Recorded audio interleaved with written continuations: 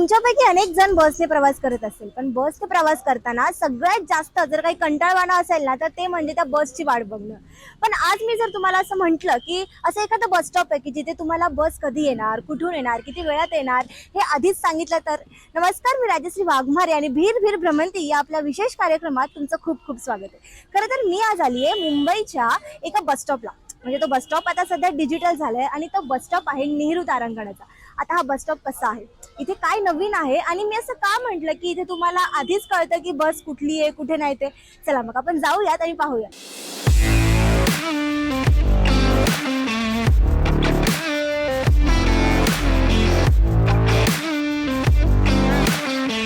आपण अगदी या बस स्टॉपच्या समोर उभे आहोत. हा बस स्टॉप पूर्ण कसा आहे आपण पाहणार आहोत. सुरुवातीला इथे एक आपल्याला सुंदर अशी एलईडी दिसतीये. त्या एलईडी वर नेहरू तारांगण असं म्हणजे ह्या ज्या बस स्टॉपचं नाव आहे ते लिहिलेलं आहे. आपला प्रवास इथून सुरू होतोय. ही संपूर्ण एलईडी आहे. ही एलईडी खरं तर रात्री खूप छान दिसते बघायचं असेल तर. या एलईडीच्या पुढे आलो ना आपल्याला की इथे आपल्याला बसण्यासाठी खूप छान अशा खुर्च्यांची व्यवस्था केली. खरं तर ही व्यवस्था सगळ्या बस स्टॉपला आहे, पण या खुर्च्या खूप जास्त आरामदायक आहेत. आणि आणखीन एक महत्त्वाची गोष्ट म्हणजे इथे दिलेलं आहे रिझर्व्ह सीट्स. इथे प्रायोरिटी सीटिंग आहे. म्हणजे गरोदर महिला असतील किंवा तुमच्यासोबत लहान मुलं असेल किंवा तुम्ही जर अपंग असाल तर अशा लोकांसाठी या स्पेसिफिक चेअर्स आहेत या आणि खूप कम्फर्टेबल आहेत. एवढंच नाहीये तर इथं आपल्याला लायब्ररी मिळते. त्याच्यानंतर यानंतर कुठली बस येणार आहे हे कळतं.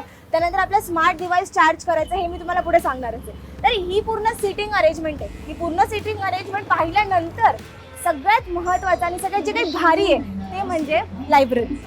या लायब्ररीमध्ये सगळ्या प्रकारची पुस्तकं आहेत. म्हणजे इंग्लिश असतील, मराठी असतील, हिंदी.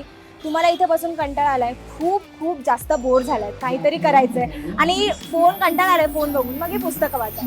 एक पुस्तक घ्यायचं, वाचायचं आणि ते पुस्तक इथे पुन्हा ठेवायचं. कारण आपलं पुस्तक आपली जबाबदारी आहे. त्यामुळे आपण पुस्तक घ्यायचं, वाचायचं आणि इथे ठेवायचं. त्यानंतर इथे तुम्हाला SOS अलर्ट आहे. SOS अलर्ट मध्ये तुम्हाला जर इमर्जन्सी कॉल करायचा आहे तर तो आहे. त्यानंतर जेव्हा तुम्ही इथे याल तेव्हा हा एरिया पूर्णपणे CCTVच्या अंडर आहे.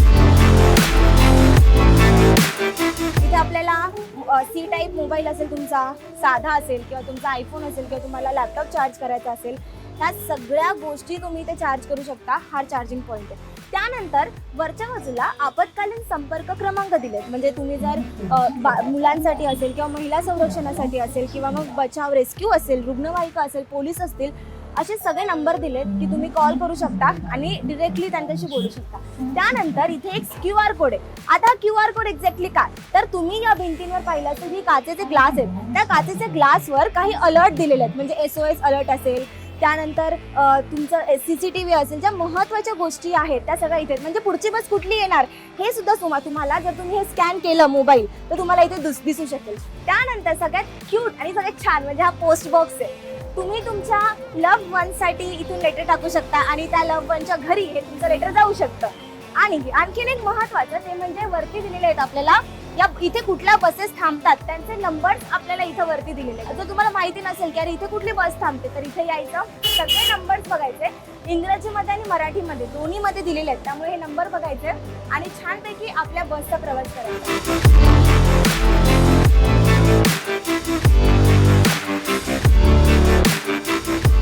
या बस स्टॉपवर खूप जास्त सुविधा आहेत ज्या प्रत्येक प्रवाशासाठी उपयुक्त आहेत.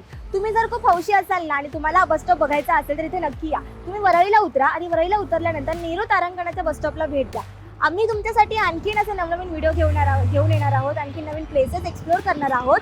पण सध्या तरी इथेच थांबूयात आणि जाता जाता हे नेहरू तारांगण बस स्टॉप रात्रीचं कसं दिसतं हे सुद्धा पहा.